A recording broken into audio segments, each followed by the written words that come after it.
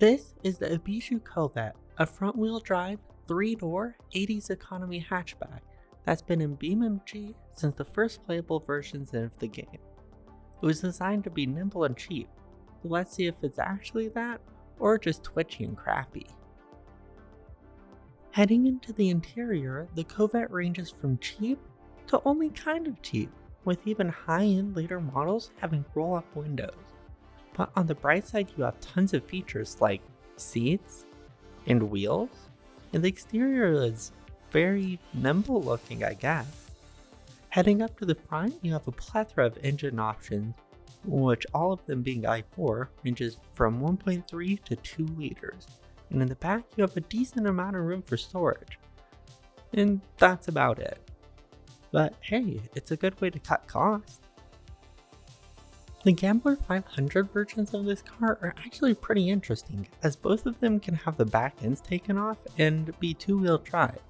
And with the Incapable, you can even make it do reverse wheelies, which is pretty cool, although you do need to take the end with the node grabber off. But again, you could show off to all your friends and show off how long a reverse wheelie you can do.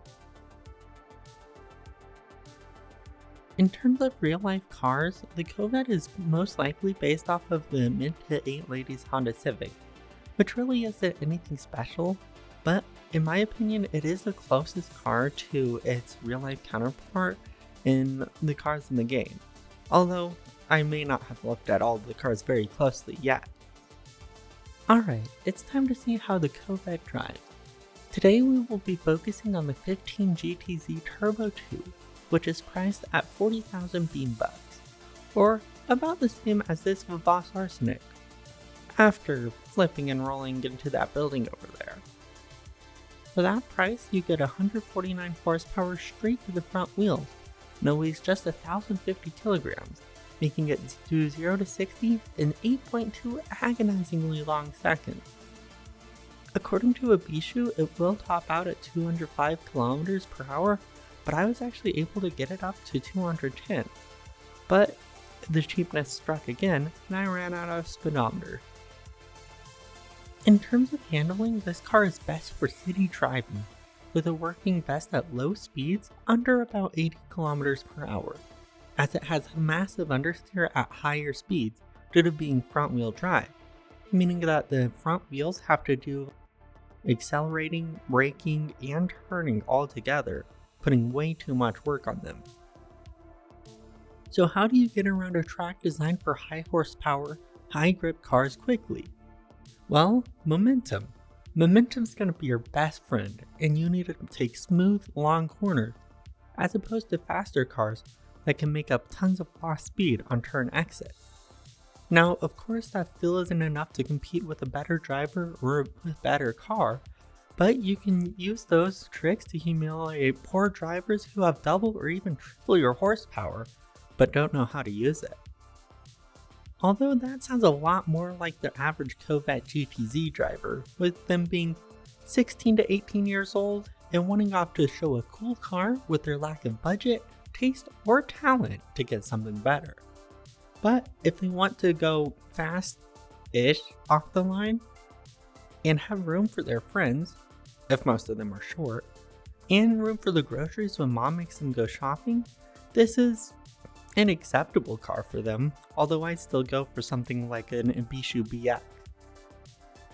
So maybe this is a good car and I'm just the wrong audience.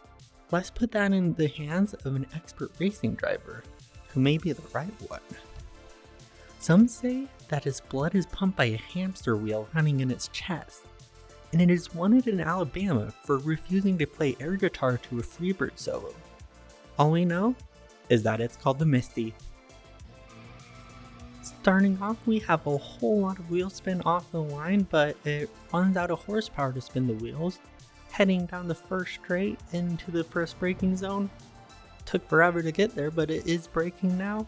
Into the first corner, the Misty is holding on to that pretty dang well. Going into the washing machine section, let's see if it can do it flat out, although that isn't really saying much considering, again, this car only has 149 horsepower. And squealing the tires and leaving some skid marks there, getting on the dirt, heading into the sneaky snack part. First corner is pretty good, and into the hairpin. Running around very quickly, but a lot of understeer there still. Now going into the 190, let's see how it can handle that. Ooh, slowing down is nice for the slower speed corners. It's very good on those. Into the back stretch, let's use all 149 of those horsepowers again. And going into the corkscrew, let's see if they'll stay on the road. Mostly in between the white lines, never mind, and now it's on the dirt. I guess the Misty still does not care about track limits. Must be why it got kicked out of Formula 1. And of course, the car runs over the camera, into the chicane, and onto the final straight. Heading not very quickly down and across the line. And of course, the Misty has to do whatever this is to show off. Congratulations, you have shown off to us. Alright, so this was the first front wheel drive car we sent around the track, so we do need to give it a little bit of leeway for that. But hopefully its cheap and nimble frame is enough to get around quickly. Let's get it on the board. The Ibishu Covet 15 GTZ Turbo 2 did a lap in 1 minute. 31.8, putting it all the way down in 11th place, while it costs more than the Sunburst 3 positions ahead of it. Maybe we can use the excuse that the I-Series from last episode left an oil slick or something, but it needs a really good excuse for the highest trim model to get one of the slowest times around our track.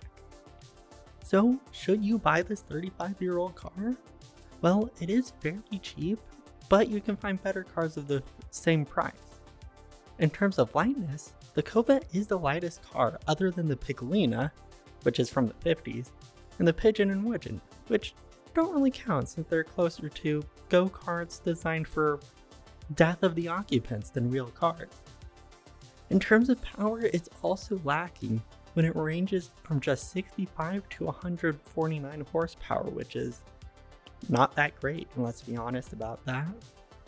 So, as expected, I do not recommend the Ibishu Covet, as it can be good, but there are other cars out there that are better, more fun, and cheaper, and also it looks like a 17-year-old just understeered this car into the side of a building. So there is one less Covet out there, and we are not able to use this one anymore. So on that bombshell, make sure to like and subscribe so I can beat my friend Molten Metal Mayhem to 1,000 subscribers. Or subscribe to his channel if you like his content better. If you want more car reviews, click the playlist on the bottom. If you want to watch whatever the all-knowing algorithm says you should watch, click the top one. Goodbye.